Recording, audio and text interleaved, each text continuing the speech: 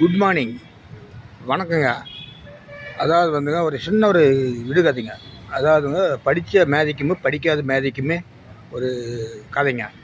அதாவது வந்து அந்த படிக்காத மேதை என்ன பண்ணுறானுங்க, கோழி 2 கையில் கட்டி துரைக்கி கொடுக்கல அப்படின்ட்டு கோழியை விற்க போகிறானுங்க. விற்க போகும்போது அந்த துரை ஆஃபீஸில் இருக்கும்போது கதவை தட்டாமையோ உள்ள கதவை திறந்து உள்ளே போயிட்டானுங்க.